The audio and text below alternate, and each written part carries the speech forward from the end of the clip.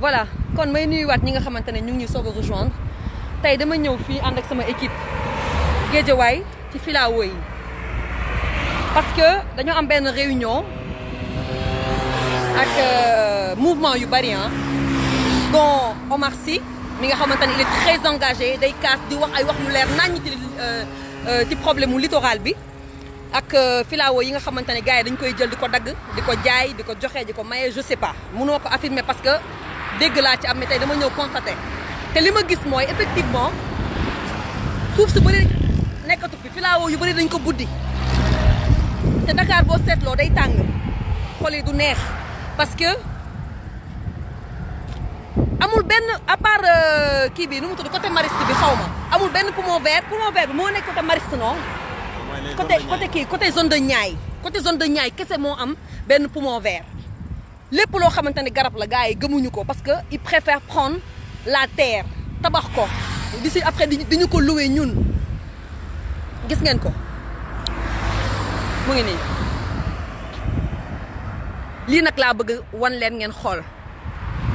te bu ñu ko kenn xeebal parce que fii ñun dañoo mën a néewal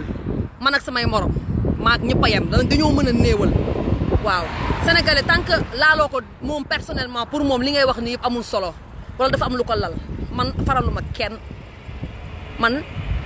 sama dëkkuwaay moo ma gënal parce que da ngay dem dëkk jàmbur yi ñu am yu rafet yow ngay ruus te pourtant Sénégal Dakar li ñu am mu nekk presqu'île li ñu am ci littoral waxuma benn dëkk amu ko de waaye dina raar dina néew ci ay dëkk yu ko am ah corniche bi kii tali bi kenn du ne baaxul xool leen kenn du ne baaxul parce que gis nga ko tabax nañ tali géej gaa ngi nële caméraman baa nekk ne di filmer gis ngeen ko xoolal mais lépp nañuy tas lépp lii nag mooy coow li lii rekk mooy coow li gis ngeen ko waaye benn nit nag moom mënul wax mënul kaas moo tax nag may def ay petites vidéos des petites vidéos di def ay petites directs pour que tout le monde sache de quoi il s'agit mu ngi nii gis ngeen ko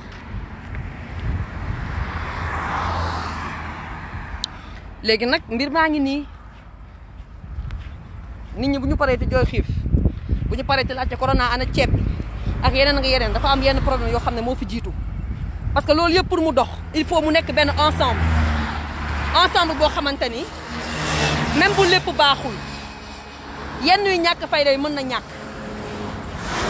parce que yow da ngay seetlu tu es sénégalais à vie éternellement autorités yëpp di ngi dégg ñii dañu nekk ay anciens diw ay anciens ministres ay anciens présidents mais le peuple restera toujours le même peuple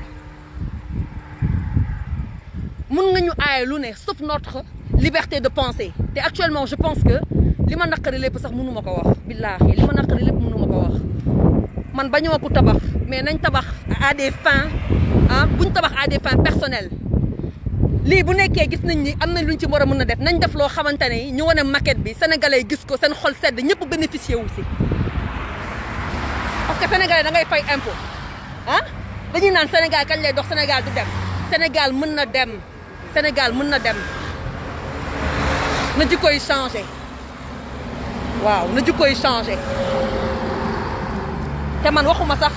loolu mais tey képp sax ku bëgg a ñëw investir te dëkk bi lan ngay wax gars yi dañu laaj nekk lan laa ciy lekk nga ñëw bëgg a tabax dara ñu ne la lu ma ciy lekk nga ñëw bëgg a def lu baax ñu ne la lu ma ciy lekk dañoo dem toll foo xam ne même boo bëggee def lu baax les gens te diront que c'est pas sincère c'est pas normal tellement on est habitué à de la méchanceté on est habitué à rabaisser les gens ku bëgg a def lu baax ñu yàq la waxal la lu ñaaw waxal la lu bon man nag dégg naa lu nekk te c'est rare ma def direct sama xarit yi nekk Facebook dinañ ko xam man c'est rare ma def direct parce que macha allah wutuma buzz peut-être xale 2000 yi peut-être mun ngeen maa bañ a xam y a pas de problème mais sama liggéey mu ngi fii bien vrai que nekk jigéen di liggéey Sénégal dafa metti kon mën naa toog parce que duñu mën a gëm nii mën ngaa toog ba pare intelligente wala am loo bëgg gars yi duñ ko gëm dañuy préférer tout le temps boo defee lu baax yaa ngi may dégg ñu jël ay yeneen wax déformer ko pour def genre def la une c'est pas am na lu gën a am importance mooy nit ki buy revendiquer dara nañ jël loolu wane ko je suis pas une politicienne mais juste une sénégalaise engagée engagé boole ma ci jàppale dinaa ko xeex boole ma ci jàppalewul dinaa ko xeex et je pense que ñu àndandoo nekk benn ñu mayante doole kaas li nga xamante ni de manière pacifique mooy terre bu ñuy brader nii mu arrêté. am nañ ay association am nañ ay mouvement venez nous rejoindre les amis venez nous rejoindre ñi ma xam nañu c'est la première fois que may def genre vidéo yi lu bëri dama koy xeex te kenn du ko gis am na association Grain d'Espoir dañuy def ay œuvre te lu bëri yàlla xam na ne kenn du ko wane lu bëri dama koy filmer denc mu ngi sama téléphone mais on ne montre même pas tout mais là ça fait 1 an j'ai créé un mouvement qui s'appelle Sénégal Jokko Jotna parce que je pense que sans une bonne communication on n'arrivera à rien du tout kon nag la jeunesse jug leen ñu xool nu ñuy waxtaanee nu ngeen di adhérer ci mouvement bi de manière claire et nette et pacifique ñu mën a xeex mën a kaas parce qu'il faut qu'on quand même il faut qu'on marche main dans la main man suñu génération li nga xamante ne moo am tey amu fi woon maintenant je sais pas man xale yi xaw ma lan moo nekk seen bopp man taux de méchanceté bii ak corruption gu bëri bi ci dëkk bi amu fi woon léegi ñëpp a ragalante pour lan mais mën na changer man aqulaay taala man yéenewu ma kenn lu bon mën naa ko waat mais tey nañ waxante suñu biir yéen ñi may seetaan ñaata nit ngeen ragal am na loo xamante ne da ngeen koy nëbb la preuve ku ñu takk da ngay bàyyi ba ci bés ba naan ñu ngi may soo ko yëg machin patati patata parce que da ngay bañ cat dugg ci lu waay di def da koy nëbb mais pourquoi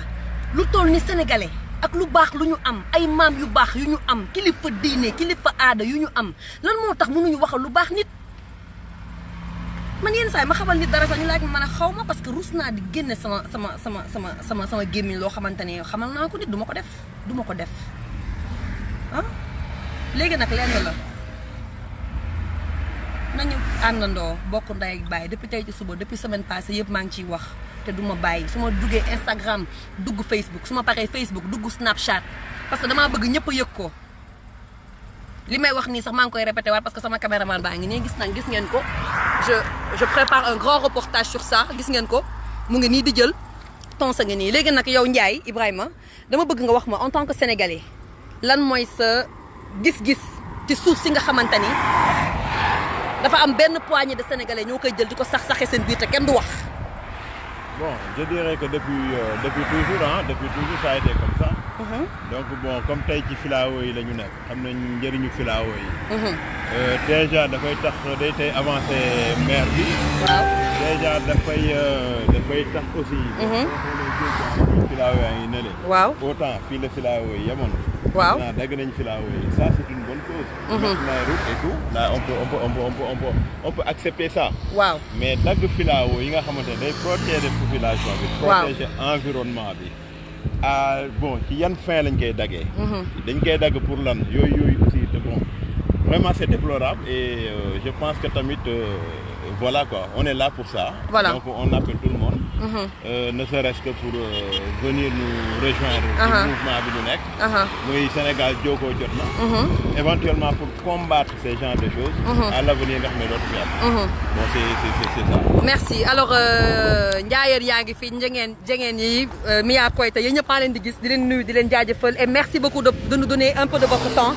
ngeen xool li nga xamante ne dañuy kaas c'est tout simplement problème mu littoral bi la ñuy kaas problème mu suuf si nga xamante ne bu ñu ko bàyyiwul ak sénégalais yi je pense que xol billaay yuuxu dina jëf foo xam ne doo ko fa foogee parce que tamit mënuñu toog di muñ duñu wax il faut ñu wax fii dëkk bi ñëpp a ragal wax acteurs yi duñu nangu wax parce que dañuy ragal dugg ci dara kenn du leen jàppale woykat yi duñu nangu wax parce que dañuy ragal peut-être je sais pas ñun bu ñu kenn jàppalewul yéen sénégalais yi ngeen jàpp ci léegi damay dagg vidéo bi ci kanam duggaat ci biir filao yi xool lu fa xew lépp laa leen di wan incha allah lépp laa leen di wan combat bi lenn la mooy damaa bëgg filao yi nga xamante ne dañ koy dagg suuf si nga xamante ne dañ koy tabax littoral bi nga xamante ne côté corniche bi yëpp dañ koy dagg di ko jaay wala di ko maye wala di ko joxe moo xam temps wu Ablaye Wade temps wu Abdou Diouf wala temps wi nii il faut que ça cesse dafa doy ñun duñu ay nooy neexu kenn ngeen baal ma man duñu ay nooy neexu kenn lu tax sénégalais war a nekk nooy neexu nit ñi ñëw di def ay milliards ku ñëw ci gouvernement bi 1 an 2 ans yor ay milliards ñi jàng bay yëy seen këyit duñu am liggéey parce parce que waa administration côté administration moo métti ndax fii da ngay nekk DG di politique bàyyi sa liggéey di politique. avant man bi may nekk xale man temps yàgg na dama naan dégg sama ñoom papa naan loolu amul da ngay nekk cadre da ngay liggéey pour le peuple léegi cadre yëpp ay politiciens lañu. léegi ñu nar ko bàyyee noonu man buñ ma déggul sax keneen dina mës a wax ñu dégg ko.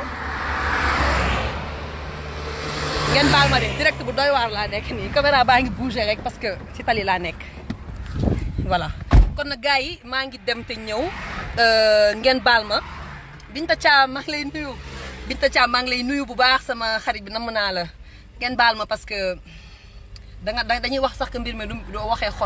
xel ngay waxee mais man nekk ma fi pour tricher nekk ma fi pour kenn bëgg ma man nekk ma fi tamit pour kenn bañ ma dama fi nekk pour wane li nga xamante ne man mooy dagg sama xol te nit di nga muñ mais ci loo xamante ne yow da lay leer ni je dirais pas que c'est perdu d'avance mais da ngay xam ni ça va être super dur parce que duñ la faale dañuy naan xoolal dof bi dañu naan xoolal kii parce que dañoo bëri xaalis ay kilifa la ñu ils sont super influents mais man tamit je pourrais être super influente de par mes réseaux parce que Sénégal njaay fii laa dëkk jàngee fi teel a bàyyi jàng xam li ma bëgg taxawaaluwuma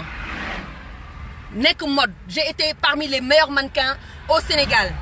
en Afrique bu may dem FIMA man nañ daan jël référence ma daan woon xale yi te pourtant Sénégal loo wax ñu bëgg laa démystifier parce que pour ñoom waroo sax arrivé waroo bëri ambition je fais partie des premières présentatrices à percer TFM bu muy soog a jug man bokk naa te ñu ko yëkkati kon je suis pas n'importe qui dans ce pays là créé naa sama société muy dox nànk-nànk kon ku su ma waree wax kon man bokk naa ci ñi nga xamante ne dañoo war a wax te man waxaluma sama bopp c'est bien beau nga am liggéey bu yomb nekk sa clim et cetera mais tey dama wàcc naaj baa ngi may lakk bu ne maa ngi bronzé nu ne pour lan pour ngeen gis li nga xamante ne peut-être yéen amu leen temps wala xalaatu leen ko muy xew ci dëkk bi mbirum suuf bi nag kenn du ko bàyyee noonu danaa ci wax a wax saa yu ma xëyee danaa ci wax saa yu ma xëyee am sama connexion danaa ci wax boo xam ne du ma tudd kenn du ma tooñ kenn suñu suuf la ca sénégalaise la am naa fi wàll waaw tabax yaa ngi nii dinaa lijjanti nag xam nu mu demee mais ak lépp lu mu mënta demee à des fins personnelles ma d'accord ma ci nañ bàyyi fu am garab ñu dagg tabax fu am garab ñu dagg tabax foo ne ñoom ñoo gën a bëgg nit ñi lu baax benn jeune mënu fi arrivé parce que da ngay jàng bay bëgg a dee gis ñiy politique di dem looloo fi war a jeex te ngeen ne Sénégal du dem Sénégal dina dem de day yàgg rek waaye Sénégal du ñu dem man c'est pas ce Sénégal que je veux pour mon enfant da ngay am sa doom mu tukki gis Europe lu fa xew ñëw Sénégal gis li fi xew déjà ci côté indiscipline parce que lépp indiscipline la dañoo foog ne que population bi kese indiscipliné ñëpp indiscipliné pas ñëpp suñu kilifa yi bokkuñ ci bien sûr mais je parle de ñi nga xam ne ñooy bradé loolu indiscipline la parce que yow nga am loo xamante ne yaa ko bokk ak nit ëpp ko doole wala ëpp ko xaalis te xaalis boo xam ne ci Sénégal njaay gii la jógee kenn liggéeyu ko yow sénégalais ñoo ko liggéey yow nga jël ne da nga koy tabax jaay ko joxe ko après yow tu traites les gens d'indisciplinés tu traites les sénégalais de je ne sais pas quoi alors dans ce cas on est tous indisciplinés damaa sonn ci wax nii wax da nga koy téegal mu téegu wax da nga koy téegal mu téegu loolu olof la sax du saaga wax dañ koy wax mu leer moomu leen ñu nekk ci plateau yi di soxo di làkk ay français yu fort ku la dàq jàng duma sa morom cadre la ENA laa génne patati patata après yow ENA boo xamante ne Sénégal njaay xool leen boobu bi ma juddoo ba tey fii nañ am ay tali de laa fi gis te tali sax baax na waaye mënu nañu am plus on se contente de ce qu'on a mais on aurait pu avoir plus sénégalais bi muy nekk sénégalais ci civilisé sénégalais bi muy nekk sénégalais ci bëgg lu baax sénégalais bi muy nekk sénégalais waaye dëkk boo xamante ne jigéen yi sax duñu am kàddu gu bari góor ñi dañuy jàng ba pare wala jigéen yi jàng duñu am liggéey parce que gars yi dañuy liggéey ba dee mooy tax ñu bàyyi seen place fii amul nga def dara baaxul nga démissionné wala sa président wala sanctionné la xas la amu fii bu leen ragal sanctionné leen gars yi quand le peuple est derrière vous vous avez tout ndax peuple bu mer c'est dangereux man daak fu ma meree ñaata sénégalais ñoo war a mer parce que man dugguma ci politique man lu ma neexul sama carte lay xaar ma voté mais li naqari nit ñi bëri na parce que Serigne Touba li naqari nit ñi dafa bëri bu ñu waxee ñu génn ay article ak ay code di bëgg a rey nit ñi te loo xamante ne sax kenn du ko xam ñun li ñu xam mooy littoral bii nañ ko bàyyi gis naa ko président acte na mais xamaguma sax parce que xool naa ko ci site officiel bi c'est pas dans le site lu ñu acte loo xamante ne président dafa bëgg mu leer da ko war a publier ci seen site officiel bi lépp loo xam ne wax nañ ko nekkul ci site officiel bi nag ay naxaate la man gëwuma loolu ay naxaate la de attaqué wu ma kenn nag Sénégal loo wax ñu woo la loo wax ñu woo la man attaqué wu ma kenn xaama wàcce wane waat gars yi maa sonn tons maa sonn xool leen jeunes yi ci plage bi léegi jeunes yi ngeen bëgg a privé yéen seen plage am jeunes yi xoolal jongoma bi di daw yi xoolal jongoma bi ah regardez fii Guédiawaye la xool leen nu mu rafetee léegi xool leen filawoo yi fii la yemaat gis ngeen ko lii yëpp dagg nañ ko lii yëpp dañ ko dagg gis ngeen tout ça a été rasé pour quelle fin je ne sais pas mais en tout cas dagg nañ ko di dagg ay garab rek di dagg ay garab yow fu am garab ngeen dagg xoolal bi gis ngeen ko ngeen foog ne lii rafet na ah je vous laisse regarder 5 minutes baax yaa ngi gis Mohamed Rassoul merci d'être là pour ceux qui viennent d'arriver je dénonce cette accaparement illégal bu littoral bi ak accaparement illégal bu Guédiawaye gis ngeen ko filao yaa ngi nii rafet bay bëgg a dee Cheikh Ba c'est possible ça c'est possible tu as vu ce qu'ils ont fait gis nga ko lépp nañ dagg dëkk bi amatul dara gis ngeen ko lépp nañ dagg lii yëpp ay garab la woon dëkk boo xam ne amul garab après ñu naan Sénégal rafetul ak Sénégal xamuñu lu baax ak xam nañ lu baax mais ñu ëpp doole ñoo fi nekk di ko dagg waaw mbir maa ngi nii nag en tant que présentatrice j'ai le droit de vous montrer sur mon Facebook ce qui se passe dans ce pays-là voilà au lieu de faire valoir vos connaissances de faire valoir vos mérites à travers je ne sais pas quoi à travers quelle réussite hein venez nous aider à construire cette jeunesse n'est pas une jeunesse qui se laissera faire à travers tout ça c'est un bradage c'est pas normal lii normalul lii lay xeex normalul gis ngeen ko je suis même en retard à la réunion parce que j'ai pas envie de vous lâcher j'ai envie de vous montrer li nga xamante ne moo fi xew lii rafetul voilà ngeen baal ma nag tey ngeen baal ma nag parce que je m'emporte parce que voilà mais c'est ça écologiquement c'est une catastrophe gis nga ko garab yi léegi fii la yem lii xoolal nu mu afee dafa af xoolal fi laa wooye yaraaxee na nu ne af la def af xoolal kër yi ba pare les maisons là construites n'importe comment pourquoi les maires ne prennent pas leurs responsabilités hein pour imposer une construction boo xamante ne day rafet sénégalais dàq tukki dàq jaay maanaa koo sa gis mu tëye saagam soxo da nga naan kii déggul olof boo làqee olof sax wala la seen doom yi sax dégguñu olof pour lan loolu yëpp ci ñàkk patriotisme la bokk parce que loolu moo koy commencé te j'interpelle les étudiants parce que ëllëg ñoom ñoo nar a bokk ci ñi nga xamante ni ñooy jël réew mi parce que les étudiants vous êtes la jeunesse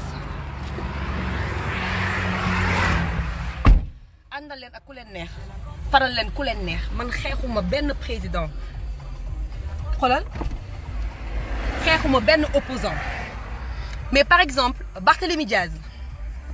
dama dégg mu kaas loo xamante ne man daf ma yëngal mooy nee na nañ bàyyi suuf si nañ bàyyi tabax yi nañ bàyyi maanaam càcc gu sew gi ñëpp di wax waa c'est un politicien et alors si les politiciens boo xamante ne day ñëw wax dëgg boo xamante ne dëgg bi muy wax laal na leneen laal na lépp parce que littoral bi nañu commencé mais dinañ wàcc ci lépp milliard Covid bi man ci laa jommee en fait man sama mère mu ngi commencé di ana xaalis bi même bu nekkee dugg na fi mu war a dugg mais na communication bi jàll nit ñi xam mais nit ñi jaaxle nañu sénégalais yi solidaire mais dara koo gis mu ne la gisuma ceeb gisuma lekk mais quand même bon caméraman ñu dem ci kaw ma bon les amis je vous laisse je reviens tout à l'heure dinañ def benn réunion je vais essayer de voir s'il y a possibilité de faire un direct Dans le cas contraire, je reviendrai très prochainement. D'ici le week-end, je vais vous montrer, Inch'Allah, côté littoral, je vais essayer de prendre le maximum d'images. Inch'Allah, si vous avez dit, si vous avez ma daal di leen wan li nga xamante ne moo xew xuloowuma xeexuma jàmm laa woote mais en tant que sénégalaise pour terminer maa ngi woote gars yi xipp seen bët ak seen nopp suuf si dem nii bari na on a tous des enfants wala les jeunes vous êtes appelés à avoir des enfants li gën a bon mooy sa doom tukki beneen dëkk gis dëkk bi nu mu rafetee bu wàccee da lay xeeb da daan mais maman pourquoi nous on n'a pas ça mais pourquoi nous au Sénégal on est comme ça da ngay rus da ngay rus. Il faut nit ñi apprendre à réaimer le Sénégalais. On se déteste entre nous. Pourquoi? Parce que peut-être yow mi may seetaan bëgg nga benn nit mu yàqal la def la lu bon iñaane la ñii ñu leen di xeex seen sëy ñii ñu leen di xeex seen xarit. Par exemple ma gis benn cheikh bëgg ma mu arrivé et pourtant il est intelligent war na ma indil ci connaissance am. On a une concurrence dégueulasse. loolu moo fi war a jeex il faut une concurrence saine mais concurrence bu malsaine c'est pas bien pour un pays alors kenn du mën a booloo nekk benn ñu xeex. Birane merci damaa méyop nag moo tax may sëgg di lire nii rek merci et vraiment si je vous ai choqué Vénus jaajëf côté entrepreneuriat yaa ngi ci def liggéey bu rafet. Bon, je vais vous laisser un peu le temps d'essouffler parce que xam nga comme li ñuy wax rek des fois doo bëgg emporter wu da ngay bëgg def genre mais là je ne peux pas faire genre parce que je suis écœurée je suis une Sénégalaise écœurée parce que je sens pas que am naa doole gars yi may leen ñu doole ñu mën a wax yomb na bu ñuy signer pétition ñu signer pétition bu ñuy jooy ñu jooy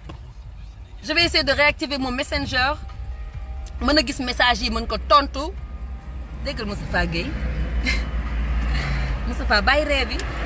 Moustapha looy ree grand na nga def fii ngeen dëkk ah xaama laaj gars yi ba xam xool ndax ñoom yëg nañ li xew mais grand jël leen pont bi mais jël leen pont bi bàyyi non grand jël leen pont bi waa naka mu ça va lu bees waaw dugaluguma la mën naa am sa accord maa ngi tudd Ndak dama nekk sénégalaise politique ma kenn yónniwu ma mais dama gis en fait suuf si gars yi di tabax di jaay filao yi fii ak côté Dakar di sax-saxee kenn waxu ci loolu laa bëgg xam est-ce que mën naa la jël nga wax nga noo tudd ma yaa ngi ci direct Facebook noo tudd kaay ma jël la nii Moustapha xaama parce que comme yow amoo léegi Moustapha waaw ayta non mën naa takk ne graaw léegi Moustapha dama ñëw fii xool li nga xamante ne gars yi def nañ ko ci filao yu ñu dagg léegi yow en tant que Dakarois sénégalais yow lan mooy sa gis-gis ci lii. waaw mais en fait ñun suñu gis-gis ci lii ñun dañuy jaaxal trop doy na waa tamit mais ñun mënuñ comme mënuñu si dara ñun bu ñu nekk ay xale ñun fii lañ juddoo. waaw fii yëpp ay filao lañ li ñu nekk ay booy ñu mu ñun dugg fii. waaw ñun xaar benn mag bu ñuy ànd ak ñun moo ñuy mën a dugal ci biir géej gi parce que war ñoon ragal fii. mais léegi gis nga ko dagg nañ ko séparé nañ ko daggee nañ ko ñuy tabax fii ñuy jaay lii mais loolu si mun ñu ay Sénégalais yu ñàkk doole la ñu ndeysaan dégg nga li mu wax nee na lan nga si mën loolu la ñëpp di wax luñ si mën nañ ci dara xam nga luñ ci mën li ma def nii la ñëpp war a def mooy lii premier casse la mais premier casse mooy jur deuxième casse jur troisième casse 50 millions de ay 50 000 Sénégalais dégg ko ba 1 million yi wàcc 2 millions yi wax ci léegi lan moo ciy pexe grand lan moo ciy pexe dana waar daal dana waar trop mais lii moom dafa ñaaw trop. filao bi yëpp jaay nañ ko. dañ ko jaay. yëpp jaay nañ ko si nekk yëpp jaay nañ ko. bu ndox bi ñëwoon fi mu nekk nii si day dugg si biir fii. ndox bi bu ñëwoon day dugg ci biir. day dugg si biir. d'accord. boobaa tamit day gën a. moo koy téye. question de sécurité la en fait. lu tax yàlla def ko am na lu tax mu def ko. waaye Sénégal moom comme ñun ñu ngi koy séddoo mais nag dina métti ji. léegi kenn nga gën a métti mooy ñun suñuy doom ak suñuy sët daal dañuy fekk ñu. mais am nañ espoir xam nga lu tax xam nga lii gëj na fi am ku ñëw taxaw wax ci. wane naa ko ñu bëri nga koy seetaan di ko waxtaanee am na ñu ko gëm am na ñu ko gëmul mais ñi ko gëm même bu ñu dee 5 personnes dara la c'est une réussite. waaw wuy ma bés boo déggee mouvement bu ñuy def wala dara ñëwal nga fekk si ñu mën a àndandoo jooy li ñu jooy. d'accord merci beaucoup jaajëf. quelle déception ñu dem ah. waa ji nee na ñoom mënuñ ci dara parce que ay sénégalais yu ñàkk doole la man je pense pas que ñàkk nañ doole dañoo ñàkk plateforme pour retrouver wu waxtaan mais ñàkkuñ doole te incha allah dinaa ci wax guddeeg bëccëg ku ci sonn ci wax ji nag bul xool samay direct waaye koo xamante ne bëgg nga xam plus d'informations ak xam naka ngay ñuy rejoindre je vous invite à nous retrouver man politique gu ma te sama wax dafa légitime parce que kenn gënumaa nekk sénégalaise kon la jeunesse 221 je vous interpelle une fois de plus à vous réveiller à être vraiment une jeunesse active waaye fii dañuy yokk mburu juróomi dërëm gars yi naan garaawul juróom kese la dem jëndi garaaw na kay yebeel foofu lay commencé ñu mën a yokk autoroute à péage bi garaawul 500 kese la garaaw na ñu yokk ceeb bi 100 francs nga ne garaawul mais garaaw na ñun africain xanaa xamoo garaawul moo tax tubaab bi yegg ñu nous on est trop gentil trop passif di jaay teranga gu rëy teranga gën a yem suñu biir na commencé suñu biir nous on a moins de teranga entre nous dañu waxante dëgg man dama bëgg Sénégal li may wax moo tax bëgguma ko sax wax di tubaab ñi nga xam ne dañoo rax dañu dégg dañu ree fii ñëpp ñun ñëpp a ragalante suñu biir man bi ma màggee nii laa commencé dégg ñu naan sénégalais dañoo bon sénégalais moytul boo tukkee sax bëggoo xam fi sénégalais yi dëkk lan moo ko waral am na tamit une raison parce que koo jàppale mu wor la kon je pense que nañ def un travail personnel travail ci ñun suñu biir ba pare parce que tamit ay doomu nit ñu baax lañu suñu yaay yi xool leen nu ñu baaxee ñun est-ce que dinañ mel noonu xaw ma ndax dinañ mel noonu mais je pense qu'on a une chance de sauver tout ça on a une chance de se rattraper c'est pas perdu d'avance sama mouvement bi nag moom su ma paree damaa ko lancé teg bu nekkee loolu mooy politique kon toog leen xaama damay politique yi ci lu ma xamul naa ko dem utiwaat xam-xam parce que n'est pas trop tard pour aller se ressourcer ou pour aller apprendre waaw kon wasalaam ba ci kanam sama gars yi kontaan naa nag vraiment ñi nga xamante ne ñëw nañ fekk si ñu déglu ñu maa ngi jaajëfal vraiment policier yaa ngi xaama teg sama téléphone bi déjà lii sax c'est pas un geste du yëpp citoyen mais dama nekk te cadre liggéey comme reportage la maa ngi jéggalu dama mel ni ku nekk te guerre da nga nekk sa auto di filmer maa ngi jéggalu et je le conseille pas aux enfants merci beaucoup à plus tard